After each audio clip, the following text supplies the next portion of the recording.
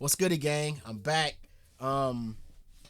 So I did the video on the A10 Warthog via Fat Electrician, right? And you guys kept saying I need to see it in action. So I saw there was a video that reactors were reacting to. I clicked, they cited the original video in their description, and the video doesn't exist no more. But luckily someone in the comment section, shouts out to you, sent me this link, right, and told me you got to check this out. So apparently the A10 makes a crazy sound. That's one. And two, they said in the comments that if you can hear the bullets, if you can hear the bullets being fired, then that means they not aiming at you, because apparently the bullets travel faster than sound.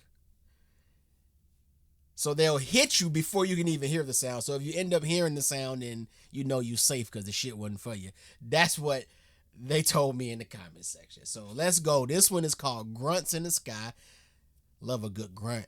Grunts in the Sky, the A10 Warthog leaked footage, a short documentary of the A10 in action. The footage you're about to see was gathered in Afghanistan by USAF, the United States Air Force Combat Camera, during the summer fighting season of 2014. These folks are talking about war in seasons.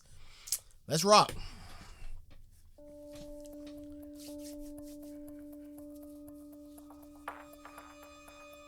Take it out! Hold on. Some person there. Take it out!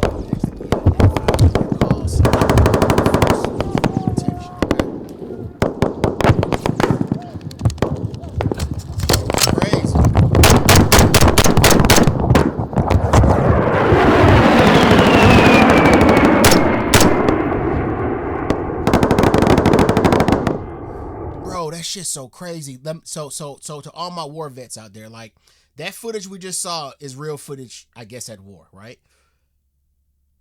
It looked like you're just aiming. You're hearing bullets come at you, and you're just aiming wherever you're hearing the bullets come from, because it's not like you're seeing people out there. From that footage, it looked like, oh shit, there's bullets coming at you. Just aim where the bullets coming from and shoot your shot. Shit look kind of crazy and scary.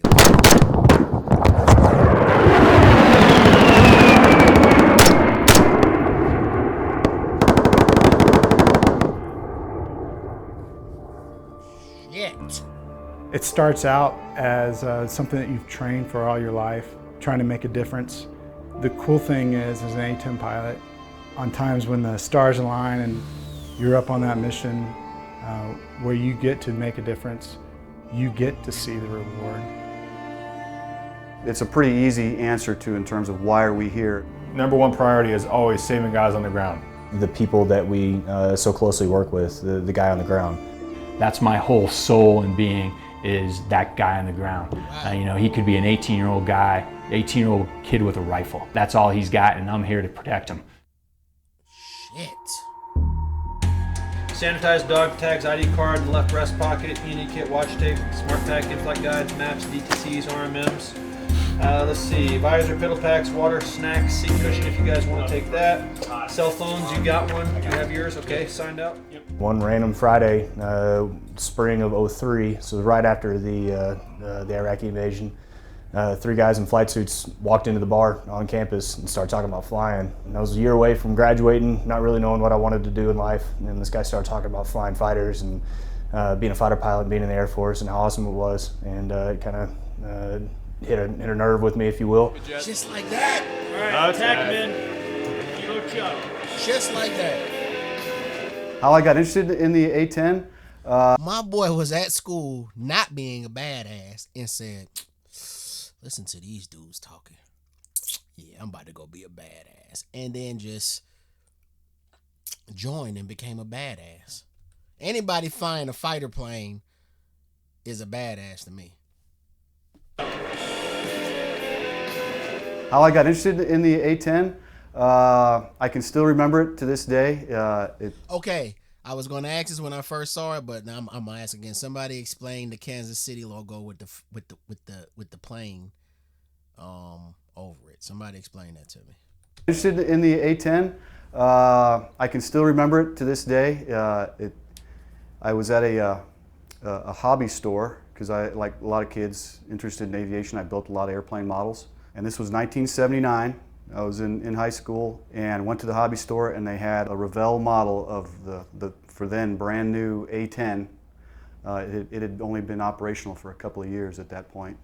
And I just saw it, and I can still remember to this day looking at the wall of models and just trying to pick what I was going to build next. And I saw the box and the picture, and I was like, what in the world is that?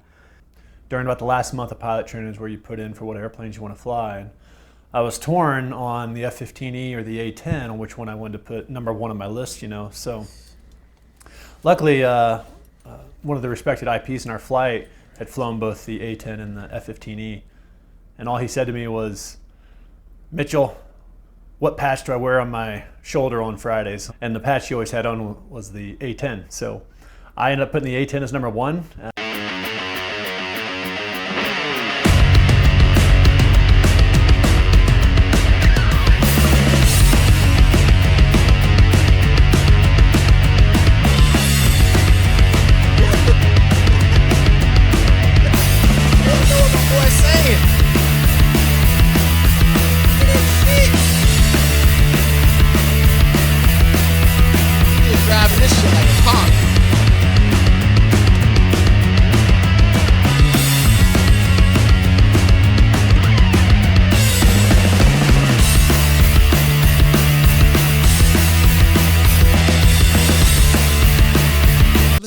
Smirk on his face. That's a little smirk I used to see on Top Gun growing up, watching Top Gun, the Top Gun saga. You see the little pilot smirk. My boy, this real life pilot smirking. My boy just, is that called, I don't know if it's called throwing flares, right? Is that what the plane doing, throwing flares? Or is he actually dropping some live ammo and blowing some shit up on some test run shit?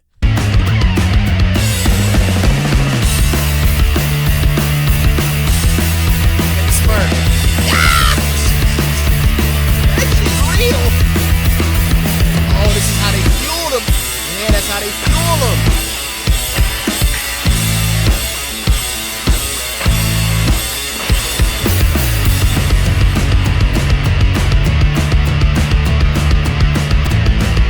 I was a first lieutenant. I was 26 years old when Desert Storm kicked off. The 26-year-old fighter pilot caught the nation's attention a few months ago when he and a partner shot down a record number of Iraqi tanks. You just never forget when you look down and realize that somebody's trying to shoot you down, and you've got to kill him first.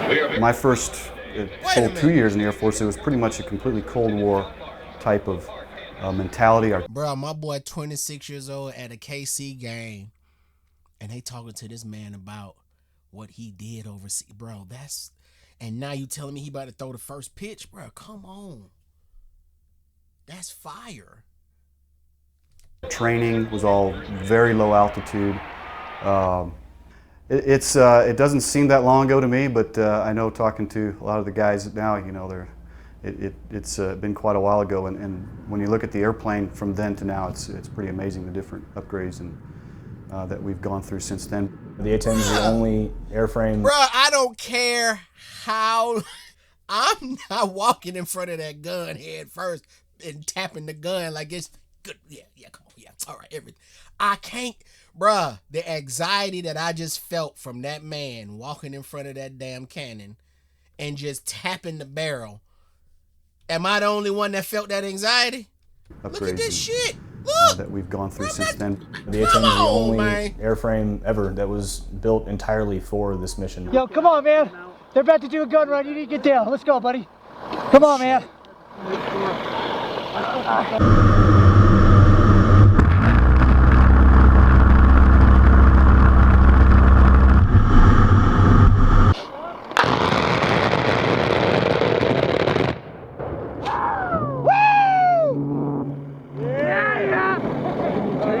A10 saving the day again, baby. Bruh,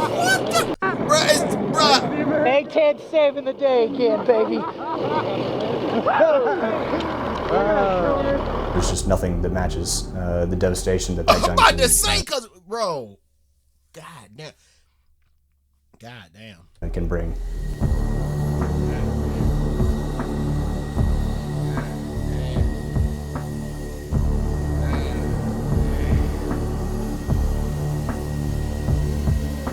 Hawk 640 clear hot. 30 mil inbound.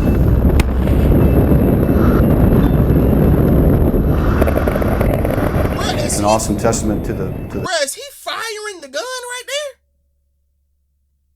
Bruh, ain't no way he firing the gun right there. 40 clear hot. 30 mil inbound.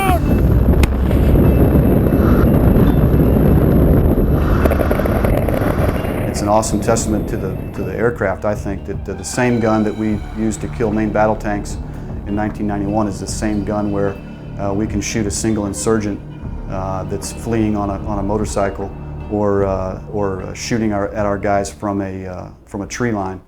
Point is, you know, the A10 was built for ground combat.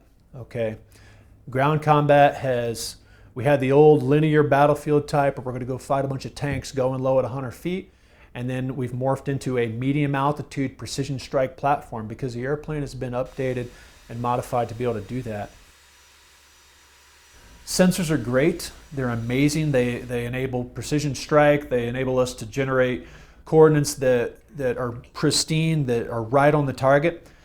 But that will never replace just, you know, looking right outside of my cockpit and looking at the battle space. What am I seeing out there, big picture? We do have this personal connection with the people that we so closely work with, the guy on the ground. We hear him getting scared. Request immediate re-attack, same remarks, same restrictions, from last hit, north 75 meters. We hear him getting excited. Here we go, that's it. Good hit, good hit, good hit. Dash 2, I need you in the same remarks, same restrictions. We hear the bullets flying. We hear him taking cover. We hear him breathing hard, and it becomes a very personal mission, especially when you start hearing about guys taking casualties down there. You take that hits very, very close to home. Nobody ever wants to hear that. We care about guys on the ground. We do our mission in relationship to guys on the ground. We are support element essentially for the Army.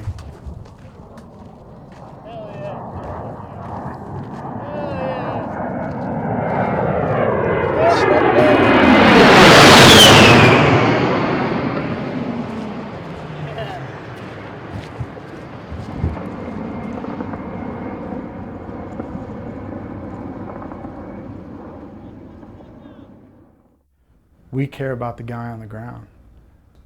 I'm not saying air interdiction mission isn't caring about the guy on the ground, but it's not tangible. You can't really grab the benefits of it right then. You're going to wait a certain amount of time to see its effects. Air to air, how's that about the guy on the ground? Well, you're building air superiority, air supremacy, correct. But is the guy on the ground going to see it, get the tangible benefits of it? No. Close air support is about the guy on the ground. Combat search and rescue is about the guy on the ground. How cool these dudes just talking. We're joint. We're a joint airframe and an air. Like, we gotta understand, like, he's talking about offing people so that his boys don't get offed. But he's talking about it in such an elegant way, using the military jargon. But at the end of the day, he's saying, hey, bro, we gotta take these fools out because they trying to take our boys out. Our boys down there, they sounding, okay, I'm hearing a little different pitch in the voice. They getting a little, come on. Let go off them. Come on. Let's rock. Like, that's what I'm hearing. Air Force, and that's what makes us different.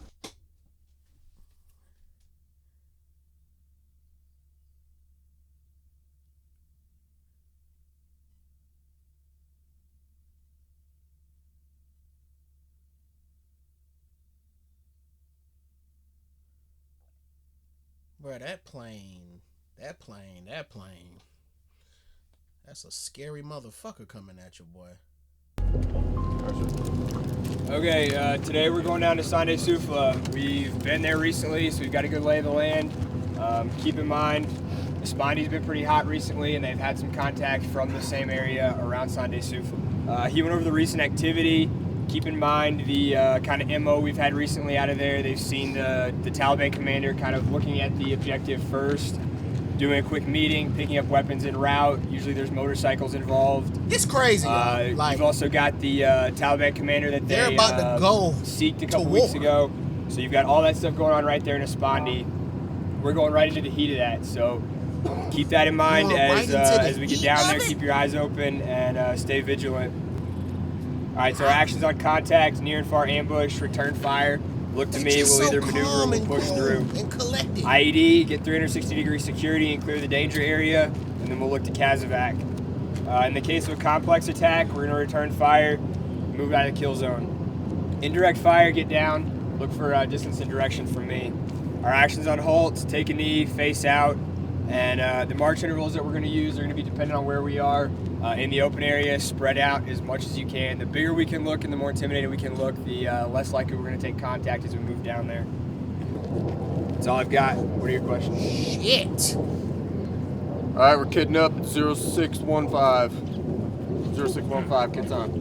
I'm talking about chicken, some oranges, some boiled eggs before we go to war. That's all. Yesterday, as most days, we went out on a dismounted patrol south of our fob to a village of Espandi.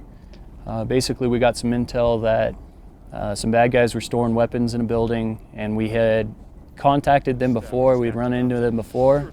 So we went down there to kind of check back up. And as we got down into the village, we ran into some sketchy guys. Everything felt weird from the time we got down there. There was high tension. You could tell by the ANA's body language. He was antsy, pacing back and forth. Second that happened, we spread out, let the PL do his link up. It was just high tension. I felt from the get-go.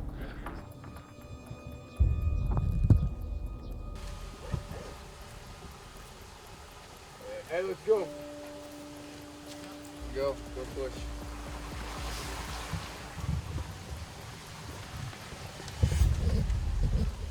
Man, this is crazy, man.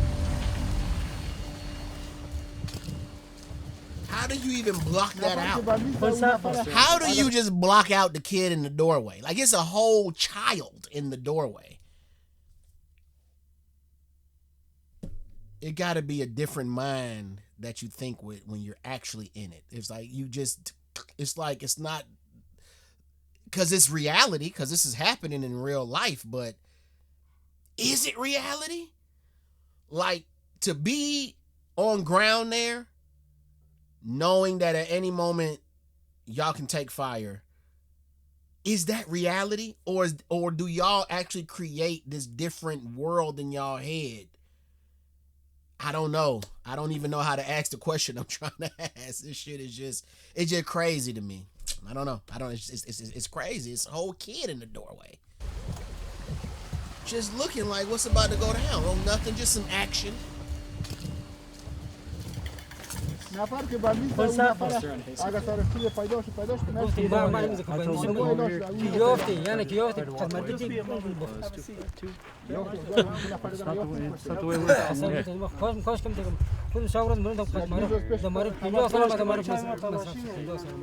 said everybody is teachers here, so we are good people. Okay, if they're good people, they have nothing to worry about. We're not going to I told them.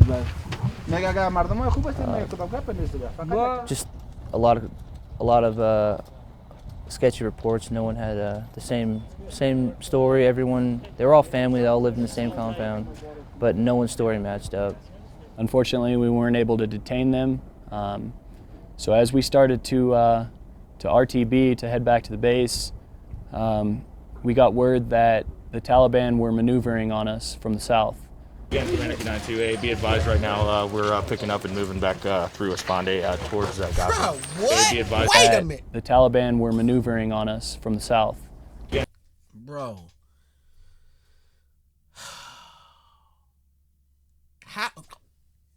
How does that feel to get word that the Taliban is moving in on y'all?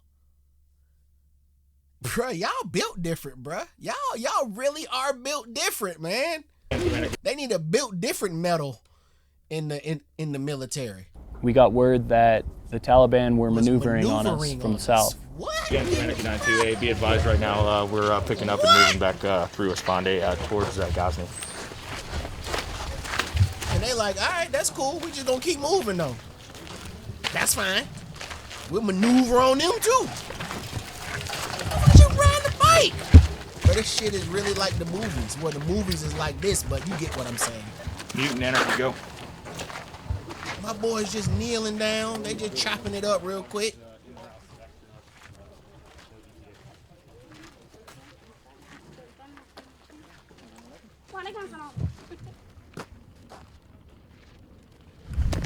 So, that way. And Hog, if I could get you overhead of our lead element through Esponde, if at all possible.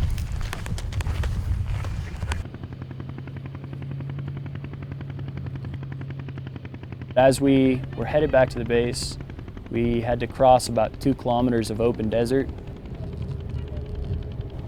We were definitely in a huge open danger area. We got about 500 meters outside of the village and started taking some pretty accurate fire.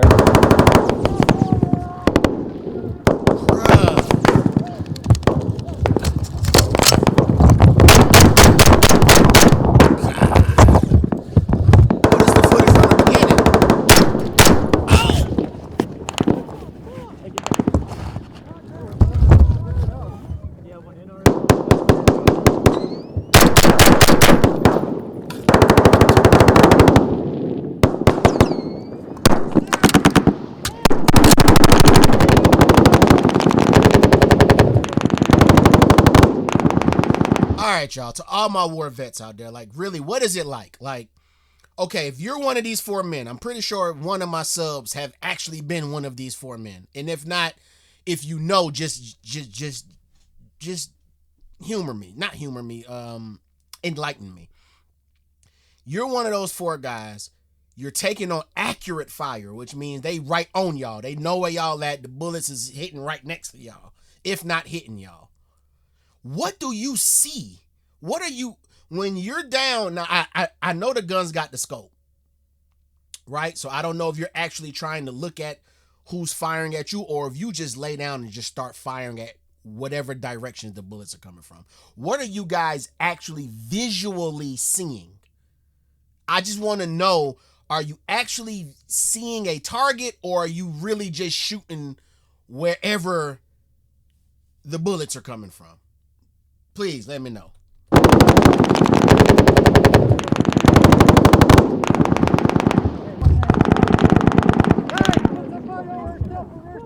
Like, look, they just walking. They just walking. That white building. 2427, send it. LT, come on, fucking hang it. Hang it. Hang it. I hanged it. All right, shoot it. Try to fire. Shoot it. Woo. Oh, they ain't show it. There was no cover. I mean, there were people trying to find tire tracks to hide, to get a little bit of a defilade behind. Damn.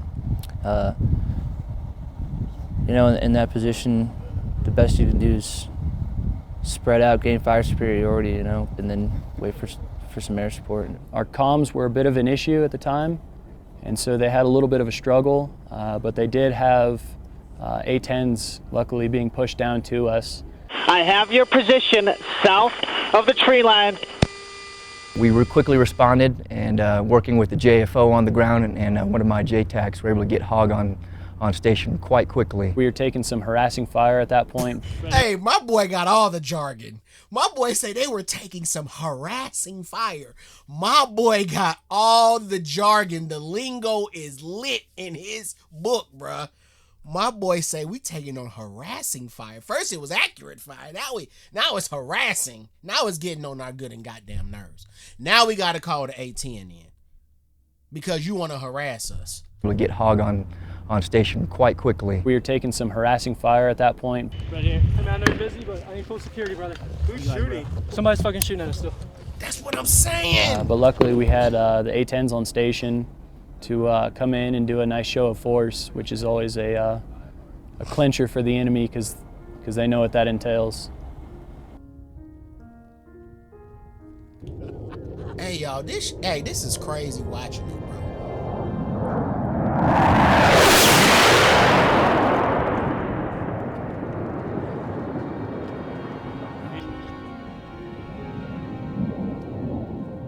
The A10 has proven itself time and again as being really a nightmare to the enemy.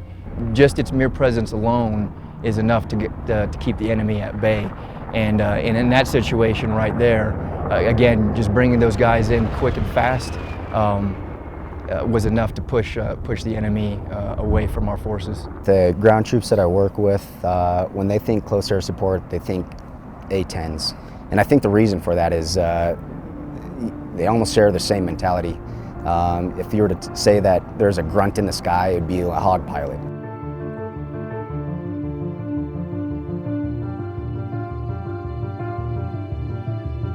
They're very user-friendly. I mean, any one of these dudes could pick up the radio if I get shot in the face and, you know, employ. Those guys are really professional, very well trained, and... Wait, what? Did y'all hear how casually my boy just said that? Yeah, if I get shot in the face, these guys are pretty quick. They're pretty professional. Friendly. I mean, any one of these dudes could pick up the radio if I get shot in the face and, you know, employ. Those guys are really professional, very well trained, and if, you know, you have a random Joe who doesn't know what to do, those guys can pull it from them.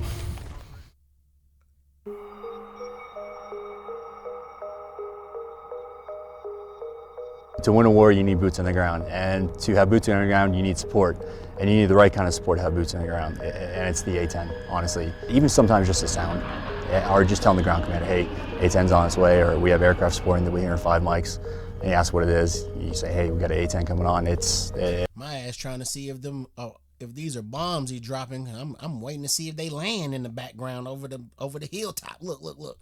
Even sometimes just a sound, or just telling the ground commander, hey, A10's on its way, or we have aircraft supporting the Wheeler 5 mics, and you ask what it is, you say, hey, we got an A10 coming on. Yeah, it picks them up a little bit. That sound is so distinguishable.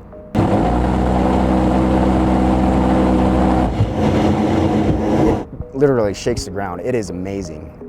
You hear it first when it fires, and then you hear it echo from the gun in the sky.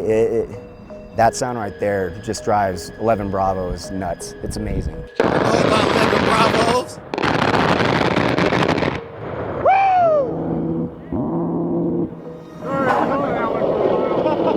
Hey, thanks, sir. I just shit my pants. Oh, yeah. The boy's cracking jokes. It's that sound of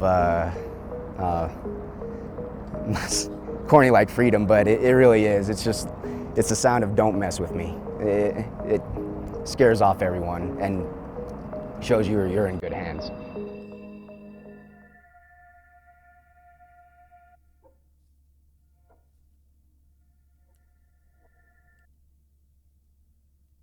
Is that two of them in the air?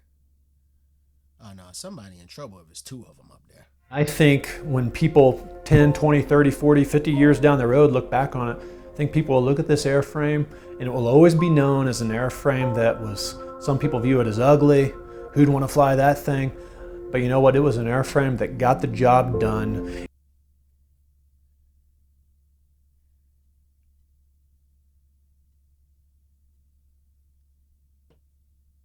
Okay, I guess they cut the sound out for, I don't know, maybe for copyright reasons, who knows? It was a couple other videos I said I was gonna watch, a couple 2-minute, 3-minute videos of the A10 in action. I wonder what's going on here. Is this the end of it? This is the end of the video. Is there any vital information I need to be knowing that he's saying, y'all? This thing has gone completely mute.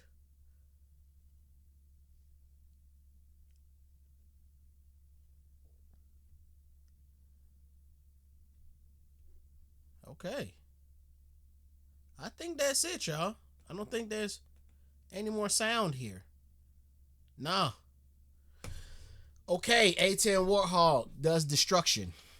It specializes in destroying things and making very scary sounds and making the ground shake.